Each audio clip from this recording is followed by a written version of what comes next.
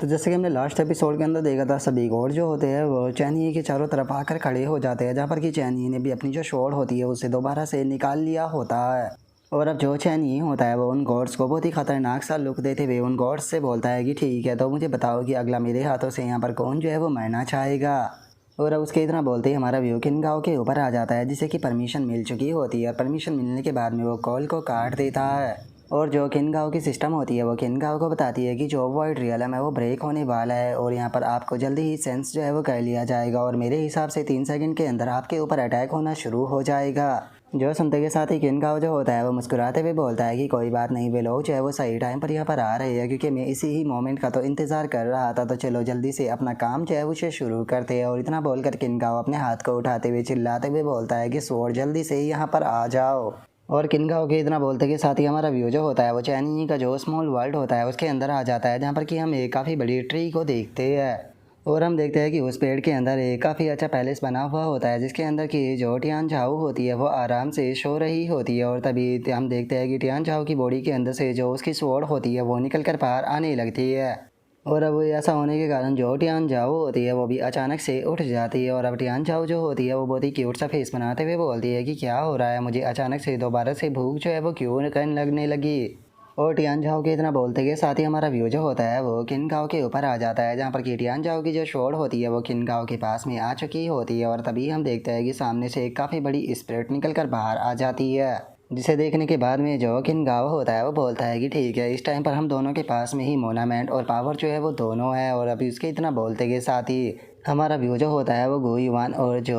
Xiao नैन होती है उन दोनों के ऊपर आ जाता है, जहाँ पर कि किनगाओ जो होता है वो चिल्लाते हुए बोलता है कि दोनों गर्ल मेरे ऊपर ध्यान देना, क्योंकि मैं शुरू करने वाला हूँ। और किनगाओ के इतना बोलते के साथ ही अचानक से हम देखते हैं कि दोनों लड़कियों के पास में से जो स्केलेटन के ड्रैगन होते हैं वो वहाँ से होकर गुजरने लगते हैं। और अगले ही पल हम देखते हैं कि उन स्केलेटन ड्रैगनों की संख्या बहुत ही ज़्यादा बढ़ जाती है, जो कि पोर्टल से होते हुए आ रहे होते हैं। जो देखकर जियाओ नैन जो होती है वो थोड़ी सी परेशान होने लगती है और वो गोयुआन से बोलती है कि सिस्टर गोयुआन, इनकी संख्या जो है वो बहुत ज़्यादा है, लगता है कि ग्रैंड अंकल अकेले इन्हें नहीं संभाल पाएगी, क्या हमें उनकी मदद करनी चाहिए। जो सुनने के बाद में जो गोयुआन होती है वो उसे बोलती है कि जियाओ नैन, तुम्हें चिंता करने की कोई ज़रूरत नहीं है, क्योंकि अगर मेरे पापा की बात की जाए तो मेरे पापा जो है वो कभी भी उस काम को नहीं करते जिसके अंदर उन्हें पूरा कॉन्फिडेंस ना हो कि वे इस काम को कर देंगे। तो इसीलिए अगर पापा ने यहाँ पर ऐसा किया है तो उन्हें पूरा कॉन्फिडेंस है कि वे इस काम को ज़रूर करेंगे। और अब गुयुआन के इतना बोलते के साथ ही हम देखते हैं कि वे स्केलेटन टाइप जो ड्रैगन होते हैं वो जो किनगाओ होता है उसे जाकर चारों तरफ से घेरना शुरू कर देते हैं।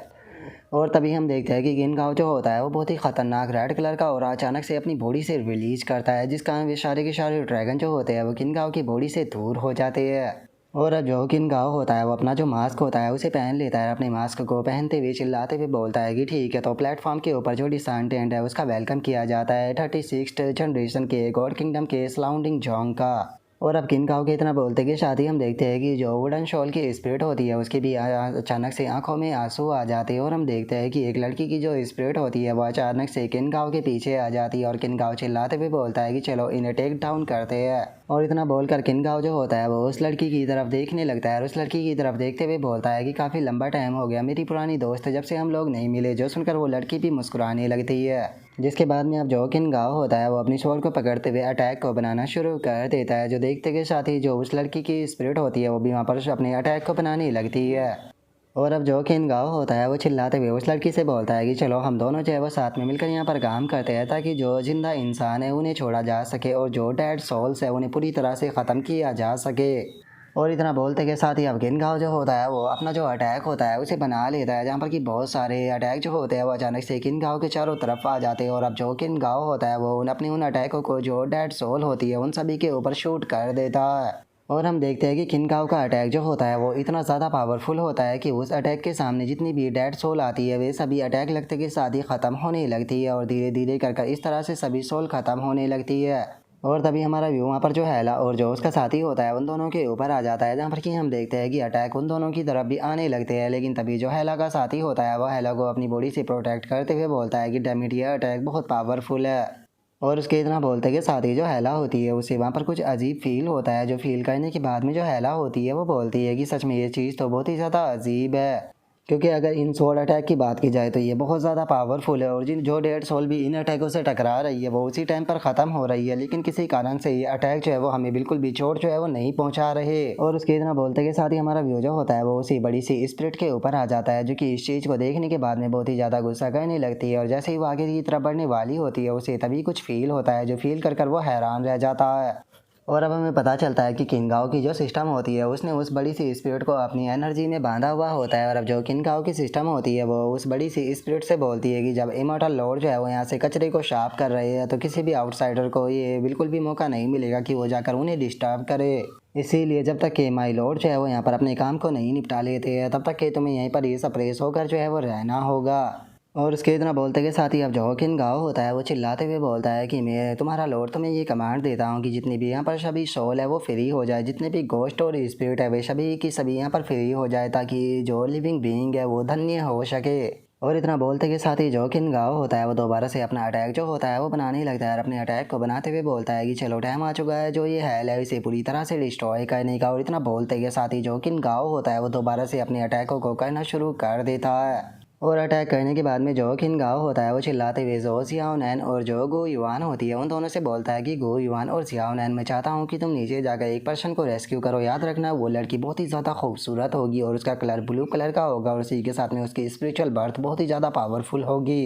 और अब किनगाओ की इस बात को सुनते के साथ ही जो गो युआन होती है वो भी खड़ी हो जाती है और खड़ी होते हुए बोलती है कि ठीक है फादर, मैं आपकी बात को समझ गई। जो सुनकर जियाओनैन भी थोड़ी सी हैरान रह जाती है। और इससे पहले कि जो जियाओनैन है वो कुछ भी समझ पाती, जो गो युआन होती है वो जियाओनैन को पकड़कर वहाँ से नीचे की तरफ छलांग लगा देती है, जो देखकर जियाओनैन जो होती है वो डर के मारे जोर जोर से चिल्लाने लगती है। जो देखकर गो युआन जो होती है वो जियाओनैन को पकड़ लेती है और जियाओनैन को पकड़कर वहाँ से उड़ते हुए जाने लगती है। जो देखकर जियाओनैन जो होती है वो बच्चों की तरह रोते हुए बोलती है कि मैं इस जगह पर अब और ज़्यादा रुकना नहीं चाहती हूँ, मैं वापस से घर जाना चाहती हूँ। और जियाओनैन के इतना बोलते के साथ ही जो गो युआन होती है अचानक से उसे कोई संगा जो होती है वो नज़र आती है और हम देखते हैं कि काफ़ी नीचे आने के बाद में एक गेट बना होता है जिसके ऊपर की किसी प्रकार का शाइन भी बना हुआ होता है। और अब उस शाइन को देखते के साथ ही जो गो युआन होती है वो भी अचानक से आते के साथ ही जो वहाँ पर वो दरवाज़ा बना होता है उसे तोड़ते हुए उस दरवाजे के अंदर आ जाती है।